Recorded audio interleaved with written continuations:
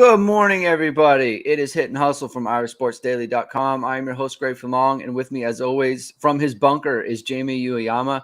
We are going to preview the big matchup with number 4 Clemson. Now, this is a playoff team according to the committee right now. So we're gonna preview that matchup. We're gonna talk about how we feel. We'll get into predictions at the end. Thank you for everyone for tuning in. If you're just coming into the show right now, thank you very much. If you're watching on replay, thank you. And if it's your first time, hit the subscribe button, hit the like button, share it with your friends, tell everyone how great the show is, because we feel it's great, and we think you'll feel it's great, and we think other people will feel it's great as well. So share in the greatness. Jamie, good morning. How you doing today? I'm doing great. Everything's great. Everything is great. Baby Beast says hi. Hi, Baby Beast. Thank you for being here. As always, you're always in the show. Really appreciate that.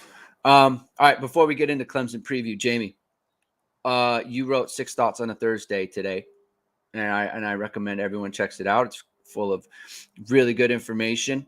And you touched on something that we've kind of discussed on the last couple of the last couple of days. The Cover 3 pod. We brought it up on the other pod on Tuesday about how they were discussing. I guess Danny Cannell had made a comment that Notre Dame played Ohio State the best way, or like the best of anybody, right?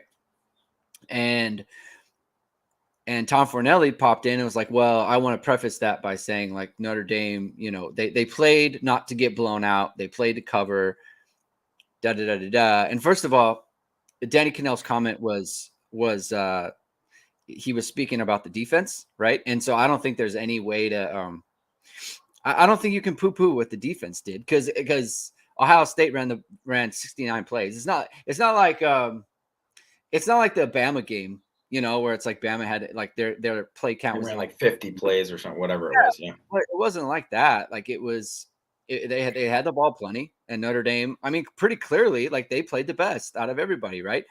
They held them to 21 points. The lowest, the next lowest team they scored was 44 points. It's a 23-point difference. So it's just kind of like, that's the thing, and just the whole idea of like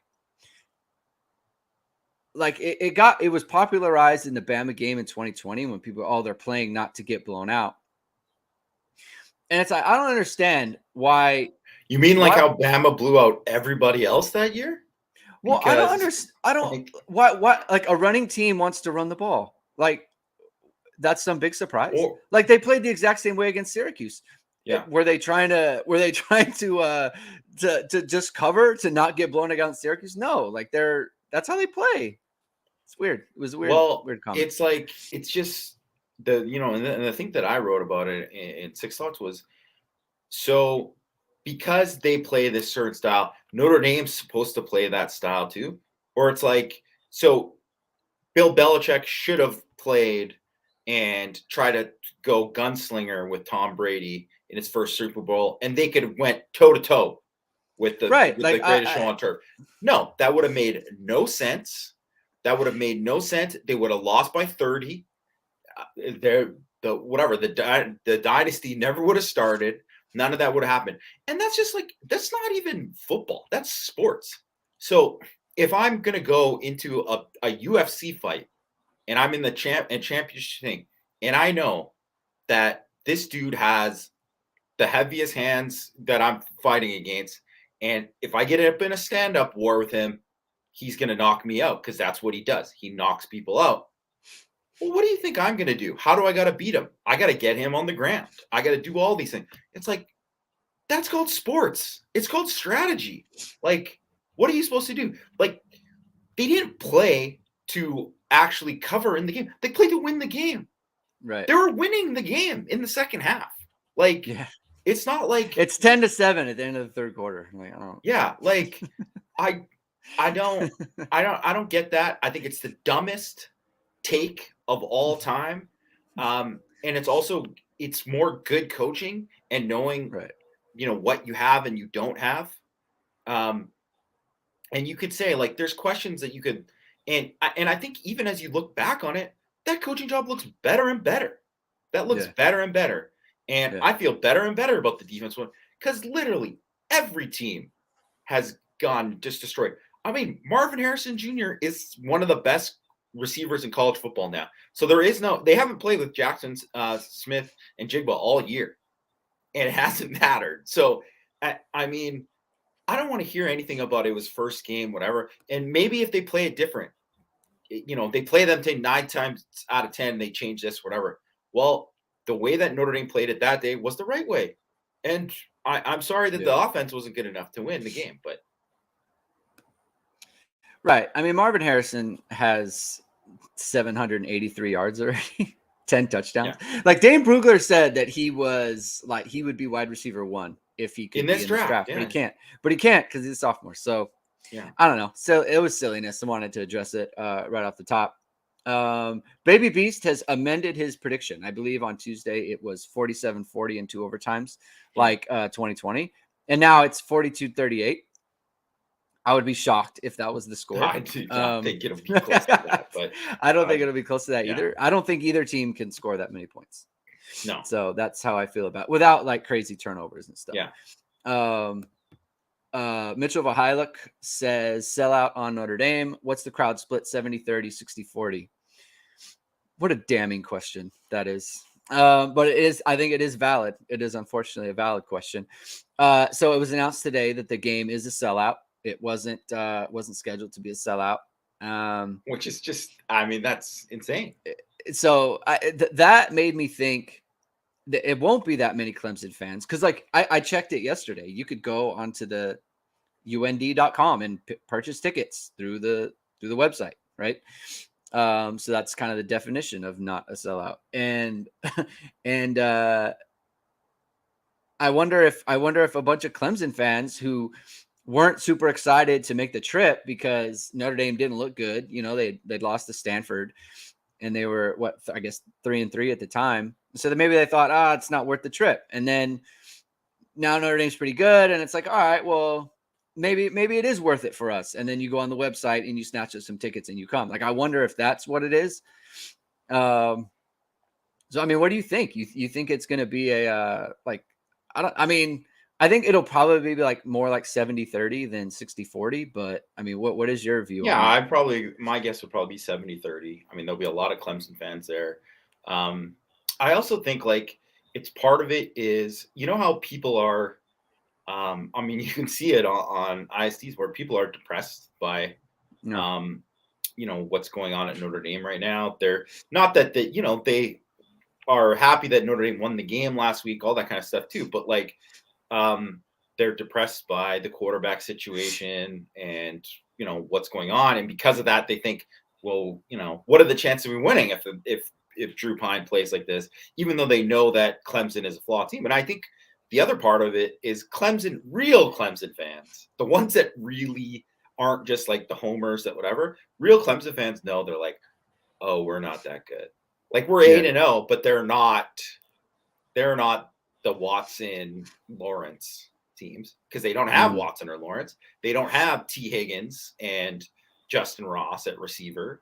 And then the defense isn't as good without Venables. They haven't been as good. So they kind of know that if they get into a thing where they got to play like a Georgia or Tennessee, who are both playing this weekend, ironically, but like they're probably not going to win those games, right? Like they're probably not good enough. So I think, and that's the other thing, Notre Dame fans are spoiled a little bit because they've always been like on that tier where they're like contending for the playoffs, good enough. And now, they're not good enough for that. And a lot of that has to do with the quarterback, obviously.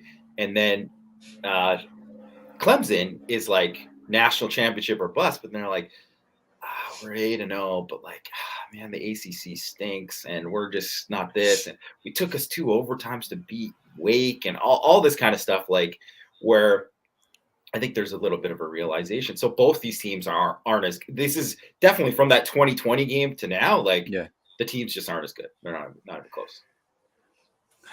Yeah, I mean, I don't really want to like use this pod to go in on Notre Dame fans, but to me, like the whole attitude about it is weak. Just personally, like that's Well, how I view it. yeah. I mean, I it's not that I don't understand. Like I get it why it's like that, but I don't know. I mean, people talk like, especially for me, like being in LA and being a Laker fan, like people drag Laker fans all the time, right? Oh, fair weather, da da da da da. It's like, well, okay, so what's this? Well, I don't want to go to the game because they're 5-3. Okay, great. Like awesome. You're no like to me, you're all the things that you hate about other fan bases with their fair weather fandom. So, to me, that's how I look at it. But like I said, I don't really want to go into it. Mitchell Vahiluk said, given the team's ability to play on the road versus at home, I kind of want more Clemson fans. That's actually not a bad point. Honestly, it could make for a better environment just overall. Like people talked about how great the neutral site game in Vegas was. I think there might be something to it. So that's not a bad comment. Brett Ramsek says, any chance Notre Dame wears their road jerseys? That the blue is not doing great for them. So maybe it's either road or green, I say. I think the thing about the playing at home is that like they hear the groans. Yeah. You know what I mean? When things aren't going good. So it's like Drew Pine throws a pick. Oh God. Like this is not even a pick, like just whatever. Or misses a wide open guy for a touchdown. Yeah. Oh my God. Like and it's like the whole stadium does that, right? So that's I think more of the problem, which is also why like Notre Dame needs to get off to a good start in this game. I think. Yeah. I mean, I do think it is different. And I think I brought it up on Tuesday. Like it is different that this isn't because every other game they're supposed to win by double digits. And this one, obviously not. Right. So I think people will be a little bit more understanding of like a close game early, whereas like against Stanford or Marshall, it's like, oh man, we're not up by 15 yet, or we're not up by 3 touchdowns. I hate everything. Well, it's like that whole kind of mindset. So I don't know. We'll see how that plays out. John Erickson says Clemson had a bye. We'll be expecting check with me offense. What would you think of Notre Dame switching to up tempo? I don't think. I assume. Well, let's preface it. Should they open the game like that? Because I think that's kind of what I think Clemson could adjust. I'm cool with opening the game and they running like a script, whatever. Yeah.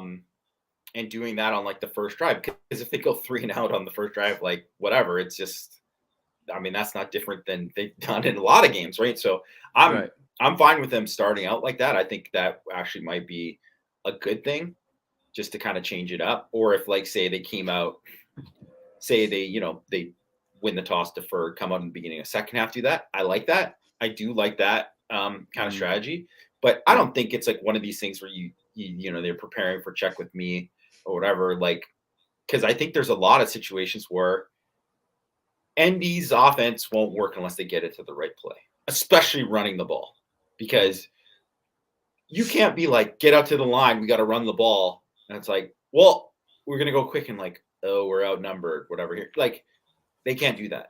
They can't afford to know that they're going to be behind the sticks before the play even starts, right? So, I don't think they should change from that overall, but I do like the idea of like starting the game, maybe starting the second half, something like that.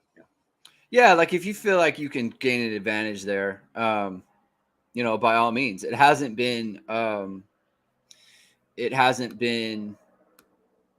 like the script or whatever. If they have been scripting, like that hasn't been very effective. But I mean, you never know, right?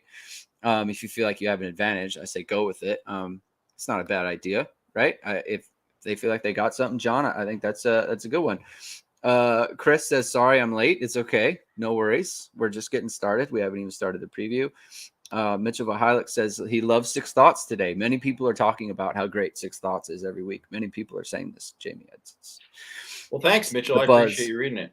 Yeah, it's the buzz around the internets. So, all right, so let's go heavy, man. Let's go heavy into this matchup, because to me, there's kind of 2 ways that I think about this game. I've watched a good amount of Clemson all week, and my takeaway, and I wonder if you agree with me, I just don't see this team as being super dangerous, right? I think Will Shipley, let's start with him. He's a good back. He's a good back. And my favorite thing about Shipley is that he will grind. He's not a show pony. Runs hard. Yeah, he will grind on you. If it's not there, like some guys, like especially top running backs, like they're looking to make the big play, and if it's not there, they're going to go down and go on the next play. He does not do that. Like he will lower his shoulder, he will grind for yards. He'll do all the little things. Like he's a really solid football player, and I really respect that. There hasn't been, and maybe it's an offensive line problem or the blocking problem or whatever, but it's like, and I was listening to the OFD pod this morning, and Brendan has been on this, and we've been kind of talking about it. Like they are very similar to like 2015 Notre Dame with Procise, in that Procise would gash you, but they would get like a lot of stuffs. Like that 2015 team had a lot of bad running plays. And I feel like Clemson is similar, right? Like he doesn't have a ton of like huge games without the long run, right? So like against Wake Forest, he had 100 yards rushing, but then he also, like early in the game, he had like a 50-yarder. And then after that, it's just like not much, right?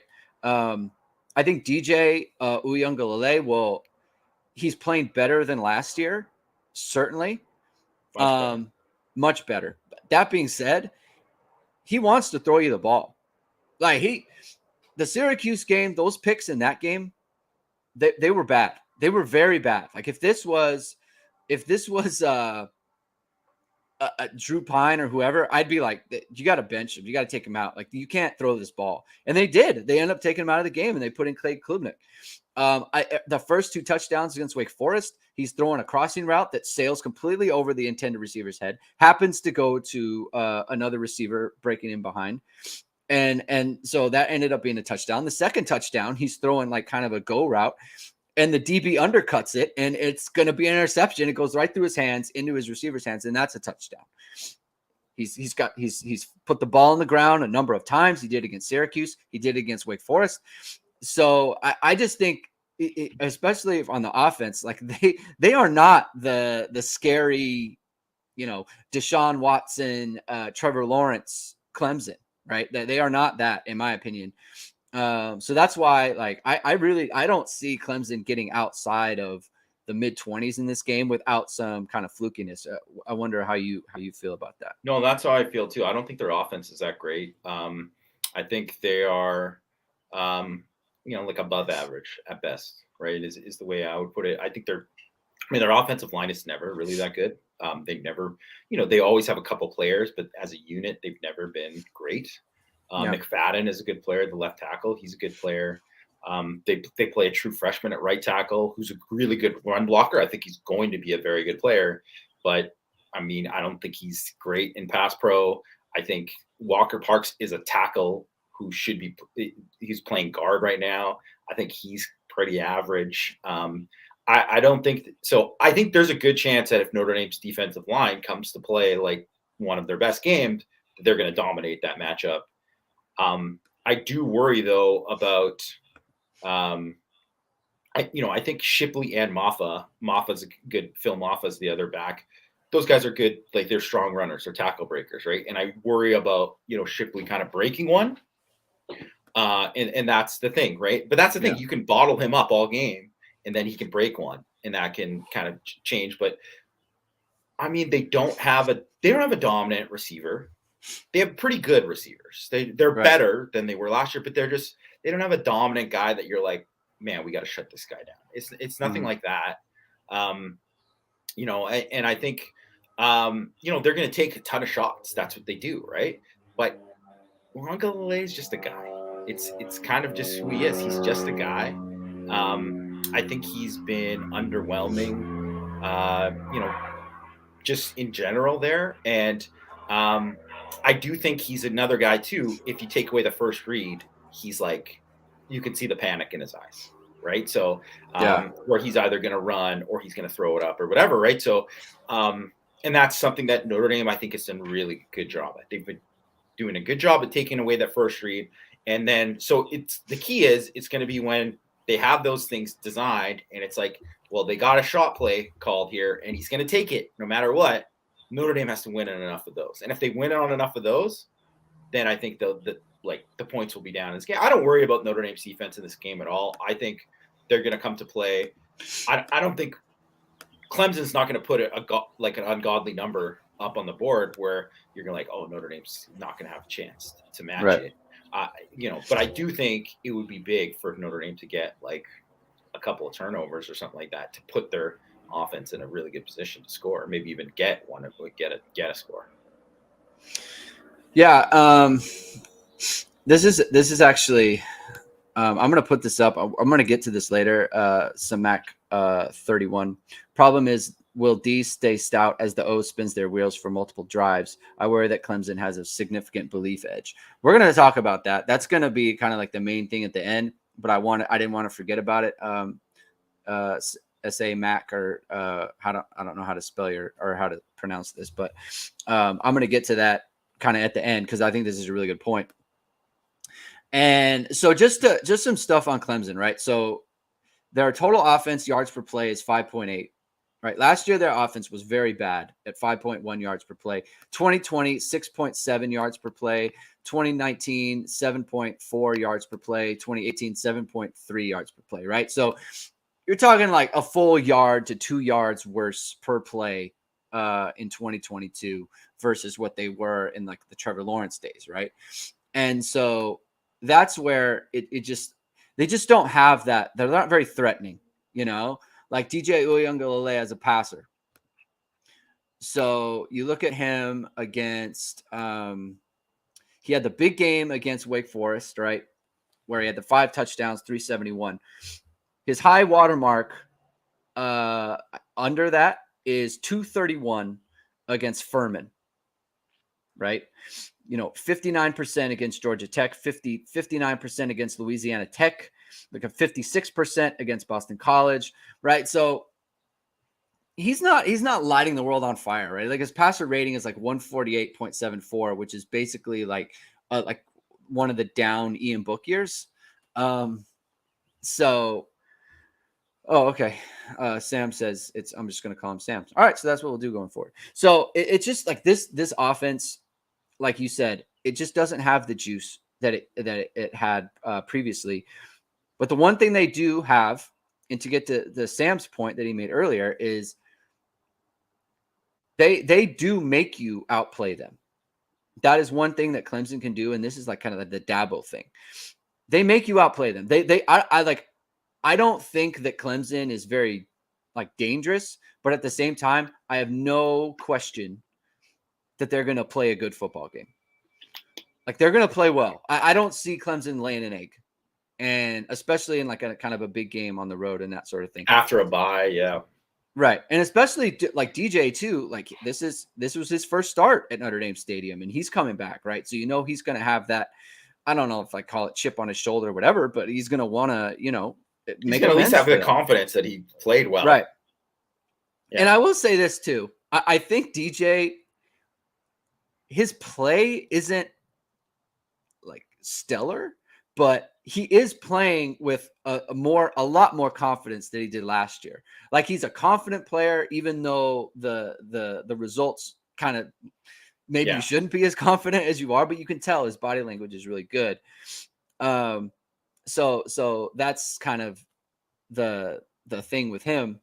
I want to switch over to the defense real quick because Patrick Carter asked a good question, or I'm sorry, Alex Patey, and he's the one he asked this question: do we have a chance with no running game? And this basically to me is like the story of the whole thing, like the game within the game. Harry Hiestan's offensive lines have been really good against teams that they should be really good against. That's been the case throughout his tenure. In the biggest games against D lines that are, deep, talent laden, they haven't been, the dominant line. And I think they obviously have to be in this situation. Patrick, don't worry. I'm gonna get to this card. I'm gonna get to your question in a second. Hold on. I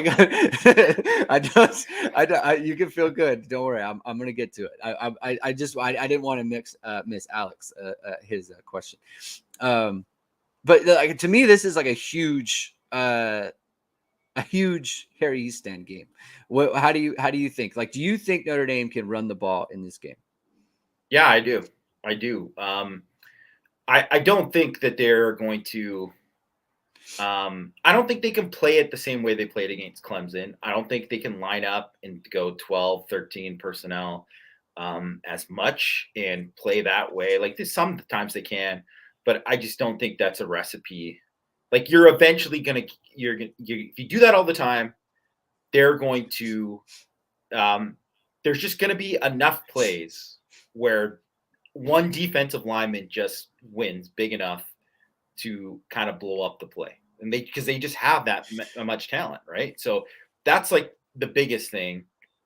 And I think people will say, like, I mean, that just happens. It's like they got good players too. Like these guys are all going to the NFL, right? So that's going to happen.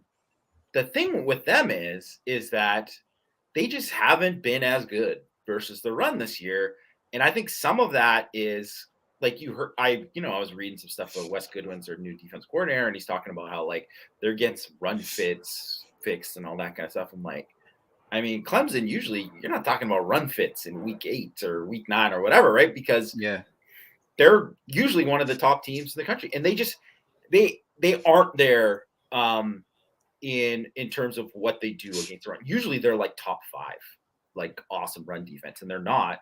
And they've had like Florida State ran it on them, Syracuse ran it on them, right, and had success. So I certainly think Notre Dame can run them, and I would feel way better if Tyler Buckner was involved too, because then you'd have more of the quarterback running threat as well. But I do think, like, I would be shocked if Notre Dame doesn't put at least a couple drives where you're like, oh, they ran it like really well on this drive and kind of ran it down Syracuse's throats. Is that going to be enough? Can they do it enough times? If they don't get the quarterback play, probably not. But like, I do think they will run on this in this game. Like, I would be very surprised if they like.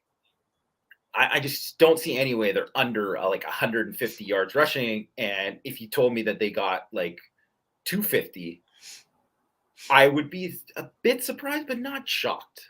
Not shocked. I mean, how many times have we said this though? About I mean, it's hard because against Ohio State, like I thought that the offensive line would be a strength, and they were not. They were a weakness, and so I think Ohio State's better on defense. So that's kind of, and also that's the first game of the season. Right. So there's so much has happened. It's a lot different. They're a lot better on the offensive line now. Yeah, it's just hard for me at this point, given the history too, to say, okay, this is definitely going to be a strength for them, right? It's not like they do need to show me type situations. I do think it's a factor. So the weather, we talked about the weather a little bit on Tuesday, and it looks like it may or may not rain. It looks like at night it's unlikely to rain, but it's going to be windy. And just getting back to the Clemson offense real quick, like DJ does want to take shots. He does want to get over the top, because it's kind of the point of their RPO game where it's like they're going to go over. They want to go over the top of you. And Notre Dame, obviously, I mean they kind of want to try, but it's not something that like, oh yeah, this is a huge part of Notre Dame's offense. Like, it isn't. And the wind, I don't think the wind will affect Pine as much because he's not going to push the ball. But I think it has a chance to affect DJ in a much more significant way because of the way they're trying to throw the ball. So that's something to kind of keep an eye on and that sort of thing. So I will get back to Patrick's question here, where can they fixate on the run game like they did in 2020? And I think he means the Notre Dame defense versus the Clemson offense. And can they so like, would you go out of your way to stop Will Shipley, like make that the focus of the game? Or is like, would you just kind of play it straight across the board? Because the ETN was a huge part of stopping ETN was like a huge part of the game plan in 2020. Yeah, no, that was definitely like the main thing, right? And Right. I mean, I would focus on stopping the run. I think I think that is.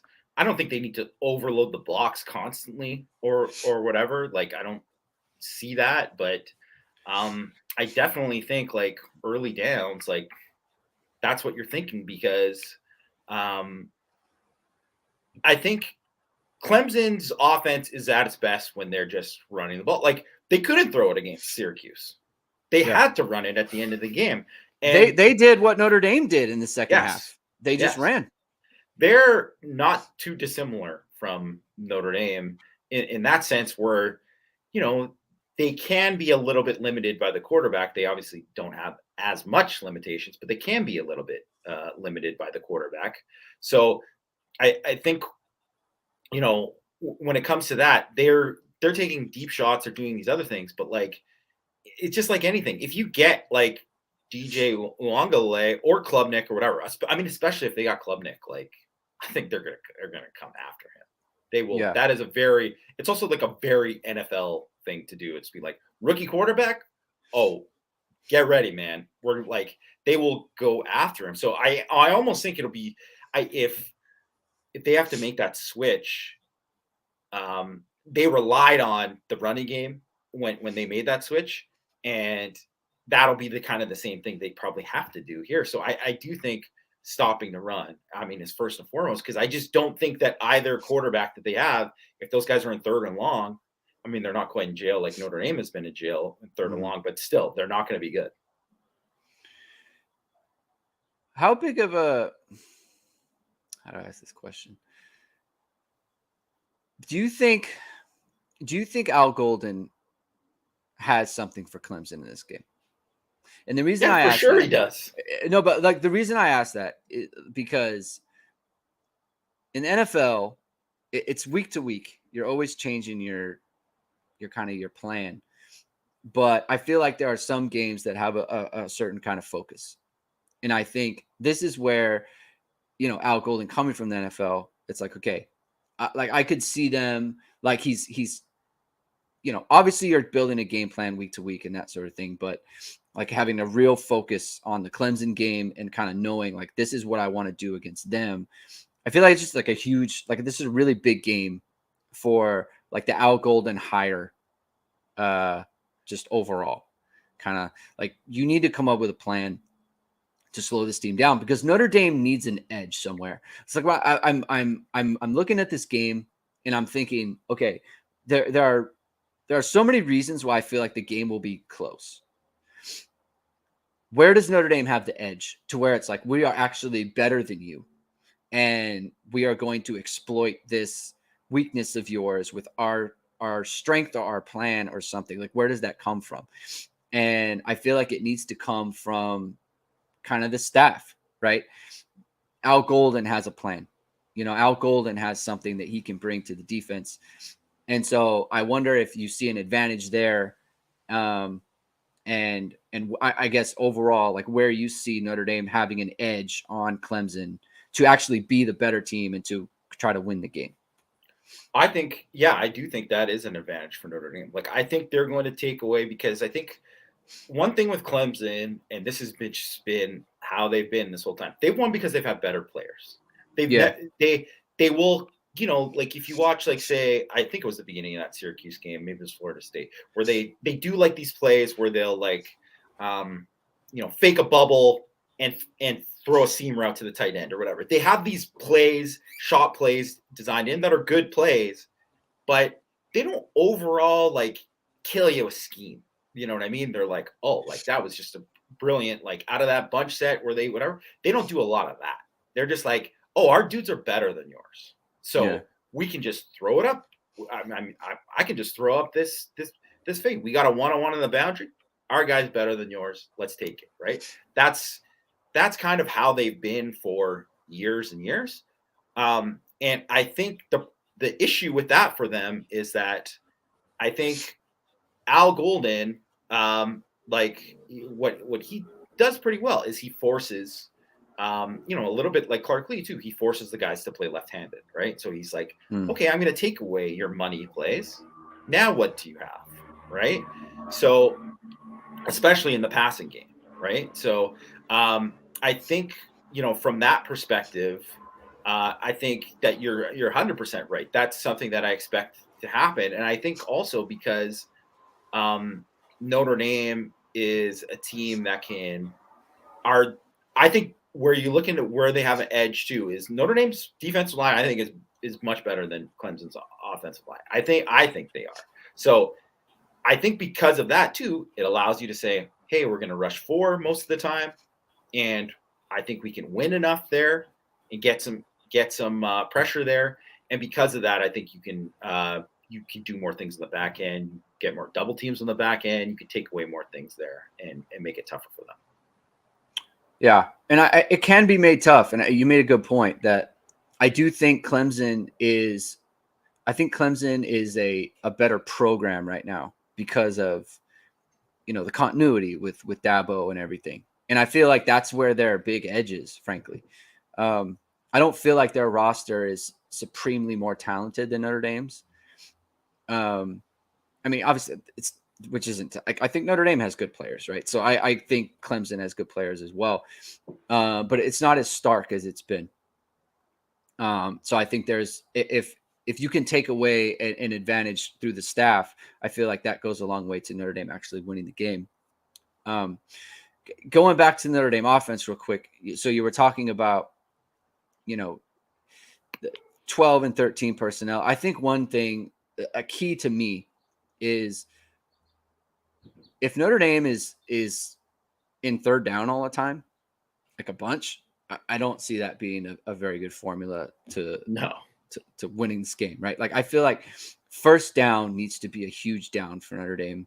They need to be success on first down is so much more important to me than success on third down in this game. I mean, obviously you need to convert your third downs, but you need to be in less third downs normally because we're moving the sticks on first down. That's how you keep a defense off balance, is when you can gash them on the non get off the field snaps. Right? It's like, man, we can't even think about getting off the field because they always have first down. You know, they're always, how can we get off the field when there's no third downs? You know, so I feel like that's where, you know, Tommy Rees needs to have a really good plan and have the team ready to execute, because you just can't be, you know, they've been such a third down dependent team in the last, I mean, since BYU, frankly, they did really well on third down against BYU, but then in the next 3 games, like it hasn't been a great down for Notre Dame. And so I feel like where do you think Notre Dame attacks Clemson on first and second down to stay out of those third downs? Is it vertical game? Is it over the middle game? Is it horizontal throws with RPOs and that sort of thing? Like where do you see that coming from? I mean, I think it's going to be some of that RPO stuff. I think they have to do that. I do think I don't think it's going to be like a crazy vertical game. I don't think they're going to take a ton of shots, even though they need to create, enough big plays there. I just think they don't want to get into situations where it's automatically 2nd and 10 because they're like taking a shot there, right? Like, so I don't think you're going to see, as much of that as and especially too when you know that like there's times where like don't throw the ball here and Pine throws it, So I think you're going to see some like play action stuff. I just have to think this is the game, Greg, that 21 is going to be a bigger part of the game, and where you're going to see it at least 10 plays in this game, and they're going to throw out of it more. And they throw 10 whole plays, 10 whole plays, 10 out of whatever. If they play whatever, if they play 10 plays out of 70 plays in the game, that's a decent amount, right? That you're doing it. So like that's the thing. It's like you don't have to. I mean, 20 plays would be a lot, right? 10 plays, whatever. 10 to 12 plays, I think, whatever, right? Like I think you're going to see it. I mean, 6 they ran at the North Carolina game felt like they ran it 100 times because they every time they did it, they got a big play, right? So, Yeah. so like I think like you're gonna. I would be shocked if we don't see that a bit more in this game, and they just find ways to do that just to kind of like and not even going back to the North Carolina thing. I think you're going to see more wrinkles out of that, and it's something that I wrote about in Six Thoughts too. I think what you're going to see too is that they're going to run the ball a ton on first down. Like, don't get me wrong, it'll be like 70% run, and they're just going to they're going to add a little bit more wrinkles. And I'm not talking about like, running jet sweeps and stuff like that. I'm talking about just, different than some of like they'll run duo, they'll do all this kind of stuff, but they'll do a little bit more with some of the other plays to kind of mess with the reads of the thing. So I think maybe like this could be a game where you see a lot like more split flow. Um, you see that a little bit and spreading them out a little bit more to kind of get those numbers in the box. But even then, too, I think when you see that, I think you're going to find spreading them out and then RPOs off of that because they're going to still be concentrated inside trying to stop the inside run game. Cool. Thanks, Ryan. Thanks for tuning in. Catch up later. We'll do the predictions and stuff. Thank you for tuning in. So people are talking about Shipley in the chat, and it's and you're talking about 21 too, and that kind of triggered my mind. This is a big game for the 2020 running back recruiting class for Notre Dame because Shipley was asked the question by someone asked him if he was recruited by Notre Dame, which is, I guess, I don't know if it's a lead question or whatever, or if this person really didn't know that Will Shipley was like the most important player in Notre Dame recruiting class, like especially early. I think it was no idea. I think there's a lot of like beat writer people that don't know. Good stuff. Yeah. So he was the all your eggs in one basket guy, right? And he ended up going to Clemson, and then Notre Dame, settled for Logan Diggs and Audric Estime, who are one of the best things going on the Notre Dame football team. And I think matchup. Obviously, those players don't match up against each other, but the two backs for Notre Dame and Will Shipley, like who has the bigger game is probably that's going to go a long way to finding out who wins the game. I just thought that was an interesting storyline that's going on between those guys. So I guess, all right. So we've talked about what Notre Dame can do, and we've talked about what we think of Clemson and that sort of thing and how they're kind of vulnerable. Where do you come out then? Like, where do you come out on how this game ends up? Like, where does the game turn in terms of Notre Dame winning or Notre Dame losing? I mean, I think it's going to turn on turnovers and special teams. That's what it is. Okay, let's talk about that. So we talked about the edge, right? The edge that Notre Dame can get. Like, can Notre Dame's punt team be the difference? Well, can they block another punt? Because I feel like it's the punt block season. You know how it's like like Notre Dame, they can't stop anyone in the red zone, right? It's just a complete kind of anomaly in the universe, right? And could it be the inverse of that? It's just a special. Notre Dame's blocking 8 punts in 2022, and that's how it's going to be. Like, do you think that could be like the thing that switches the game? I don't know if it's going to be a punt block. I mean, if they block another punt in this game, wow. I mean, if they shame on Clemson, if they block another punt in this game, like if you're not ready for this, you got to buy. You're looking at all these different scenarios. Like, come on, you better, But I think it could be something where, there's going to be like a couple shanked punts or something in this game because that guy's going to be worried about it. They're going to be worried about it, or they're going to be punts that the hang time isn't great and Brandon Joseph is going to be able to get a good return or something like that. So I do think that could end up being, something big there. And also too, if you're looking at any situation where, you're saving a fake punt or something like that, this is the game, right? So this is the game for that kind of thing. So I do think that's, Yes, Baby Beast, they do lead the nation. They're tied for, well, punt blocks, they're first. And overall block kicks, they're tied for first. But Yeah. yeah, so I think that is something that, I mean, can have a big swing in the game for sure. And I do think that, like, Notre Dame's defense, like, yes, keeping the points down or whatever, but like, look at that Stanford game. If that call didn't come back against when it was called a fumble and whatever, Yeah. I mean, that's a game-changing play, right? So they need something like that. They need to, like, get a pick six. They need to get, like, a forced fumble, recovery, get Notre Dame in the red zone kind of thing.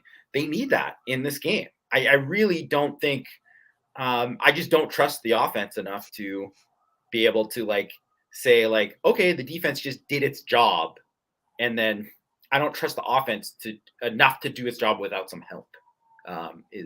Would be my best way to put it. Okay.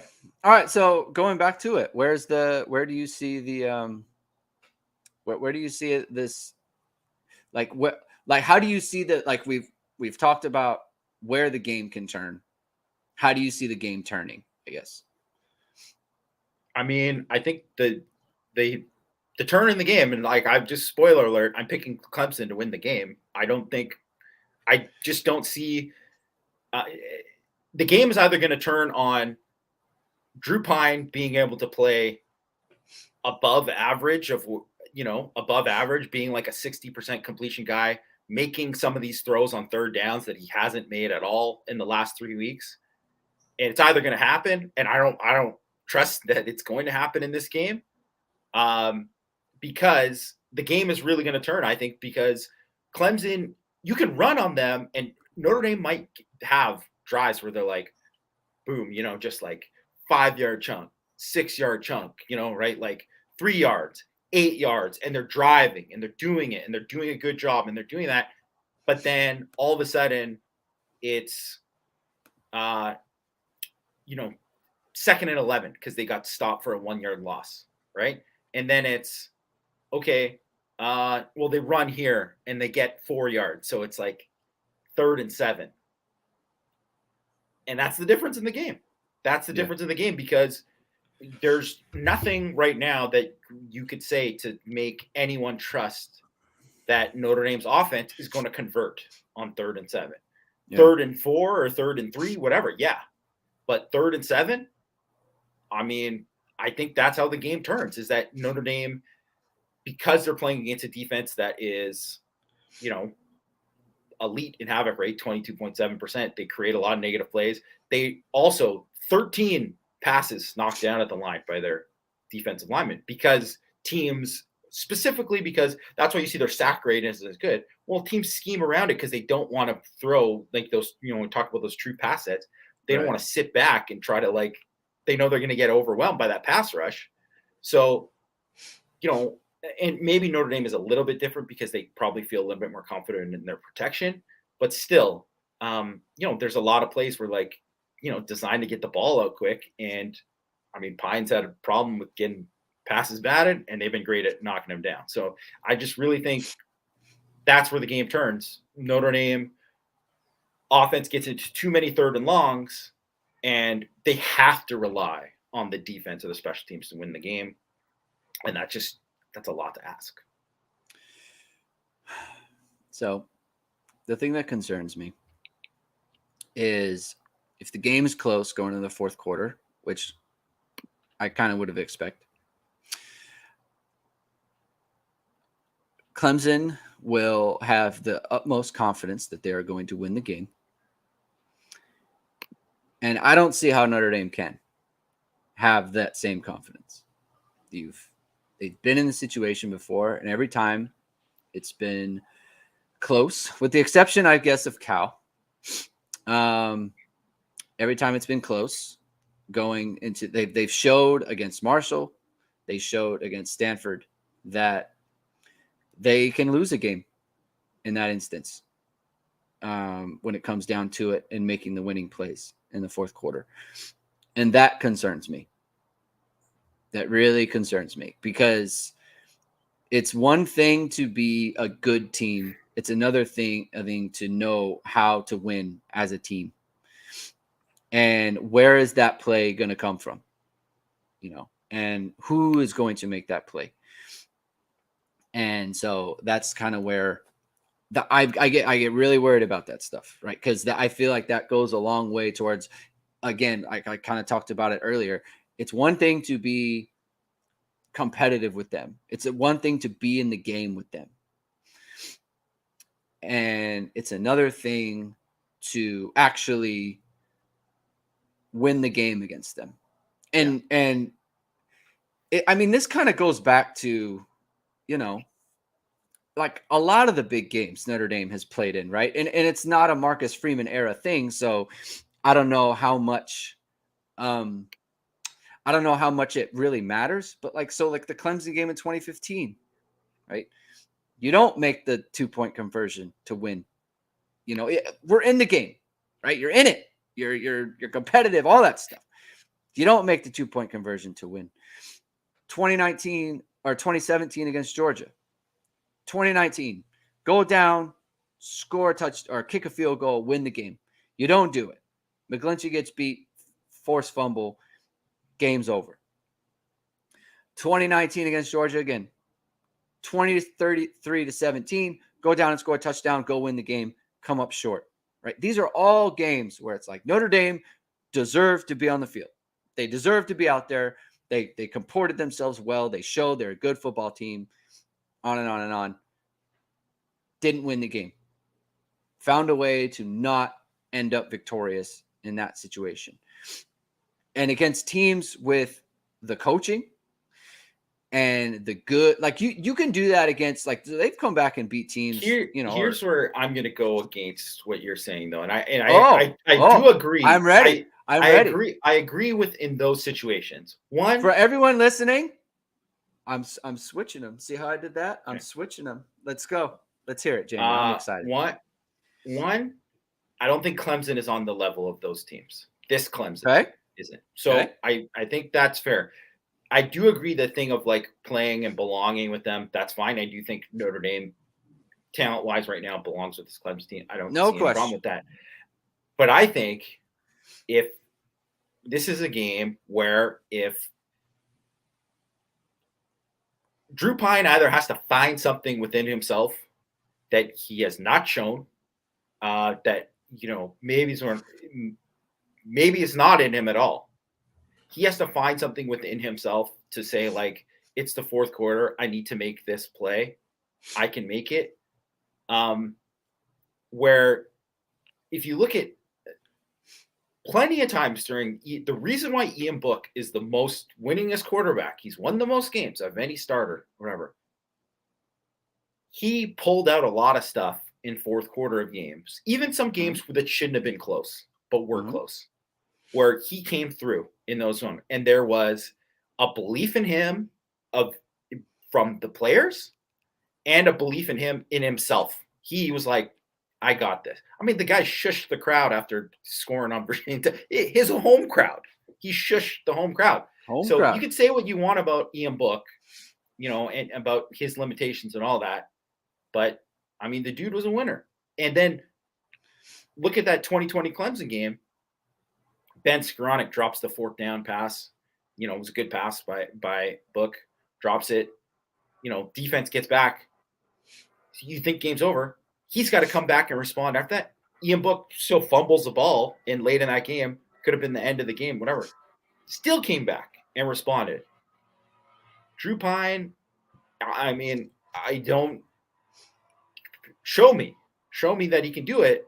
And I think that is really the difference. It's not even that like, Clemson's going to be well. I think maybe I'll be wrong, but I think Notre Dame is going to outcoach Clemson in this game.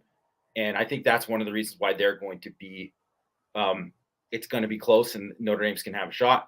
And if it comes down to it, I believe that if like Clemson had to come down and pass in the, to score a touchdown at the end of the game, I believe that Notre Dame's defense would come through. I believe like Isaiah Foskey or Justin Hanawola or whoever would get a sack or something like that. And that would kind of end up being the ball game. You know, if it's on the Notre Dame defense to protect it on the very last drive, I have way more confidence in them doing that, and I don't have any confidence in Pine making that. And that's what it comes down to. I don't even think, and I saw Rajon mentioned that that's leadership. I don't even think it's leadership. I think it's talent, and it's who's good and who's not, and belief and all that too. And it's like, you're going to tell me right at the end of the game that if Notre Dame is down by 3 with 1:58 to go, they have no timeouts left, and they're on their own 20, that you believe that not even just the fans, because first of all, no fan's going to believe that Pine's going to do that. Maybe his parents. That's about it. Like, but that anyone on that offense, how many people on that offense going to believe in him? Truly, like I don't think there's going to be many, because he hasn't shown it, and he's played bad for 3 straight weeks. So I just because of that, I just think that's what ultimately, like, I think the game's going to be a close game. So like, unless things flip in a way for it not to be a close game, and all of a sudden Notre Dame has a double-digit lead, in the fourth quarter or something like that, and Notre Dame has to hang on to win, I think they could do that, but I just don't have a belief that they have to come back in this game in the fourth quarter. I don't know how anyone could be picking Notre Dame. Yeah. Well, Jamie, you kind of talked me into it, because to refute my own point is they didn't come through in situations where you already felt like, in a way, you had lost. Yeah. You're down in the fourth to Marshall. Like, we've already lost this game in a way, because we didn't blow them out. And same thing with Stanford. We got to come back, and we got to get a field goal drive against Stanford. In a way, you've already lost, right? People will hate this game no matter what we do. And if you're late close against Clemson, well, that mindset switches. Like, we got something. It's in our hands. We could go win. We could go win the game, as opposed to we shouldn't even be in this position. We shouldn't even be here. Yeah. And Sam, I have to say, hero John Sott will be the best player on the field, and Notre Dame wins this game. I put nothing past John Sott. I'll tell you that. He's if it's on his shoulders, I think those shoulders are broad and strong, and I think they can get it done. So, Jamie, I've been not wanting to pick against Notre Dame. I said it. I'm gonna pick every week. I know it's gonna happen, and I always talk myself into this team. 6-6, 7-5 team. I'm gonna end up picking them every week to win. Although I will say, I could see them winning the game. I could see it happening. I will say this: I don't see how there's any way I would pick Notre Dame to beat USC, regardless of the matchup, regardless of whether or not I think USC is good. We'll get to that when it comes, but Notre Dame never plays well in Los Angeles ever. So, well, we'll get to that later. But I cannot. I agree with Adam Rittenberg. I think I'm going to say Notre Dame 24, Clemson 20. I've done it again. As you know, Jamie, last night I was saying I think I'm going to have to pick them to lose, and you've talked me out of it on maybe on accident, maybe not even meaning to, but that's what I'm going to do. It'll be close, and I just right at the end, like literally at the end of this conversation, it was the thought of, you know what? I think the mindset will be completely different at the end of this game. And I think they'll be thinking on the front foot instead of the back foot in a close game like this. And that's what I'm going to do, Jamie. That's what I'm going with. Hopefully it'll be a great night. And you know what, Patrick? Sometimes things get better for no reason at all. They just do. And I can't just like there's no like especially like looking back, there is no reason that Drew Pine ever should have been as good as he was against North Carolina and BYU. There's no reason for it other than he just was. And maybe that's it, man. Maybe that's just what it's going to be. And honestly, like we're not talking about can Drew Pine go 16 of 25? Why can't he? Why can't he? Can he go 13 of 20? Why can't he? Tell me why he can't. He could. And so I mean, he could, right? We've been saying the throws that he's missing, there's no reason for him to miss these throws. Right? Yeah. There's no reason that he should miss these throws. And stuff and decisions and all those things, right? There's no reason for it. There's people there. You got to hit him. What if he hits him? What if he hits him? I think if he hits him, that's the difference in the game, really. Yeah. That is the difference in the game. So, which is why Notre Dame has a shot at the game. It's why it's like, I'm picking Clemson 20, Notre Dame 17. And right. So I'm just saying, not flip it. That's all I'm saying. Yeah. And the other part too, are they not due to hit Braden Lindsey? Are they not? I don't even know. But I mean, tell me, Jamie. Braden Lindsey has been hungry for 2 years. I don't care who it is. I think he's been running free in the fields. Braden Lindsey has been running free in the fields, and he's just all by himself. And we're gonna hit him in this game. That's what's going to happen. You say he goes 11 of 26 and Notre Dame scores 42 points? That is nonsensical. I love it. It doesn't have to make sense. Nothing has to make sense ever. You know what? I will say this. Meanwhile, Notre Dame rushed for 450 yards and scored 4 against Clemson. Against Boston College in 2017, Brandon Wimbush went 11 of 27, and Notre Dame put up like 56 points. Yeah. I mean, he did rush for like 180 or something. Yeah. And they rushed for 400 in the game. Yeah. Audric Estime breaking records. That's what it's going to be. I will say this. I think there are different paths to Notre Dame winning this game. Yeah. It's more than one path. Right? So more than some people think, right? But I just the ghost of Ian Book. Ian Book will be on the sideline, raising all boats. Ian Book raises the boats. Yeah. This is it. Maybe that will help to have Ian Book in the house. I really you know what? I really hope prove me wrong, Irish. I hope they. It would be great. Of course, I want them to win this game. This is a huge game for recruiting.